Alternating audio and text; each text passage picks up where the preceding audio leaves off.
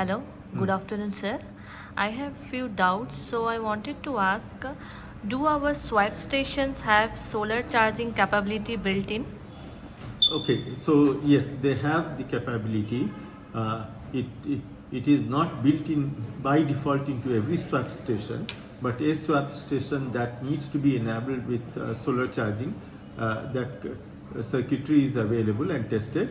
We can enable any swap station. Now remember, the power requirement of a typical 9-slot swap station is about 20 kilowatts, and so you need sufficient size solar panels to be able to fully charge the batteries from solar. So if that is taken care of, yes, of course it is available, and we have tested it out, and it can be rolled out anytime.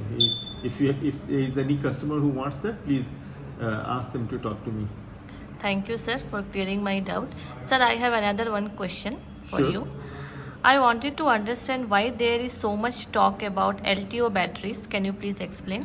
See, LTO batteries have very long life, 20,000 cycles, 30,000 cycles. So even if you are charging charging the battery 2-3 times a day, the battery will last you 20 to 30 years.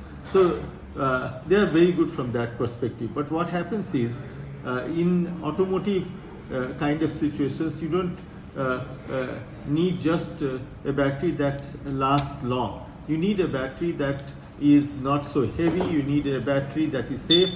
LTO, of course, is safe, but its energy density is very poor. So LTO batteries tend to be big and heavy.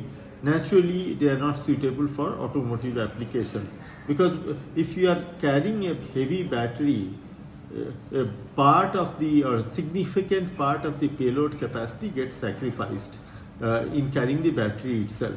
So if you are having a cargo vehicle and you are having an LTO battery, few hundred kilograms extra weight you will be carrying all the time because of the LTO battery, and the poor cargo vehicle owner will lose out on the opportunity to carry that extra few hundred kgs of payload that he or she would have been able to carry without the LTO battery. Now this is one part. The second thing that people forget, people get overwhelmed with the high number of cycles. Now automobiles or vehicles that we use for passenger or cargo transport, they don't last 20-30 years. The regulation will ask you to take them off the roads much before that. What do?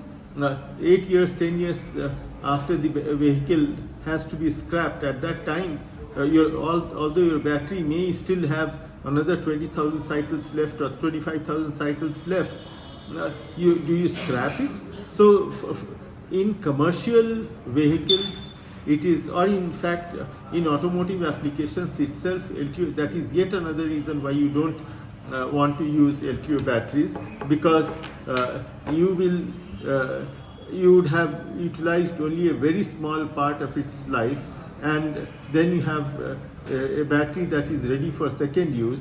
When you buy a new battery, its cost is very high, and when you want to sell it, even if 90% of its capability is there, you are not going to get 90% of the original price. That's one part. Second, anything that lasts 20-30 years, you don't know what kind of technology leaps will happen before that. Next 2-3 years, that whole thing may be very obsolete.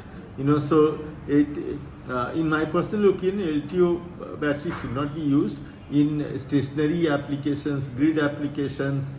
One can build batteries with that and forget it. They're cost-wise, they're okay. They're not very expensive, but poor energy density is really something that is a serious drawback. Having large number of cycles does not benefit automotive users. So I strongly recommend it against for automotive applications. Thank you, sir, for sharing your knowledge.